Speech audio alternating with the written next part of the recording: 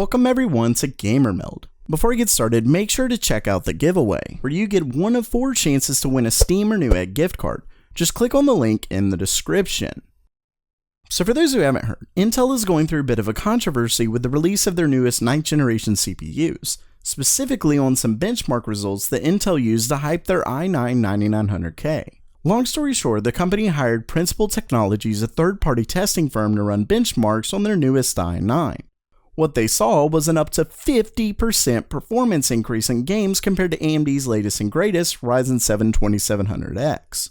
Well, there were some pretty serious questions made by Hardware Unboxed on the methodology used by Principal Technologies. There were 3 main ones, and the company has responded to the accusations. So what were they? First, we had thought that Principal Technologies didn't enable the XMP profile on AMD's RAM, but did on Intel's. And for anyone who doesn't know, AMD's RAM speed is far more important to their gaming results than Intel's, so this is important. But according to Principal Technologies, they did enable the equivalent XMP profile on AMD's system. The issue is that they didn't mention this in the report, but until proven wrong, there's no reason not to believe it. Second, they used completely different coolers for both systems. They left AMD with the stock Wraith Prism cooler and used an Noctua NH-U14S for Intel's. Yeah, that's a really good cooler, I'm not gonna lie. Principal Technologies' response to that is, quote, "AMD said it was a good cooler."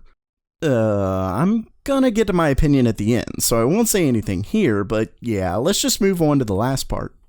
The company enabled Ryzen 7's gaming mode in Ryzen Master, which may sound right to those who don't know any better, gaming mode and all. But it was actually made specifically for Threadripper. It actually cuts off half of the CPU's cores to lower the need for cross-CCX communication, since most games simply don't use that many cores.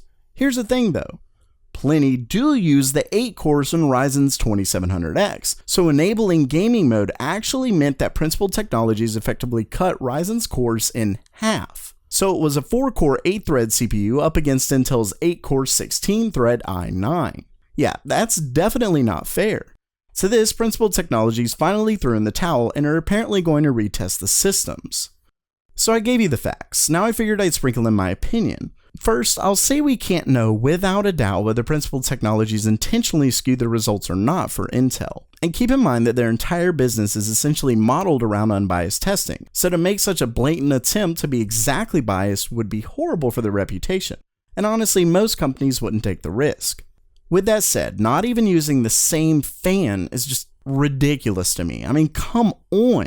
They've done plenty of reviews like this for Intel in the past. As we all know, how good your boost clocks are is directly dependent on cooling.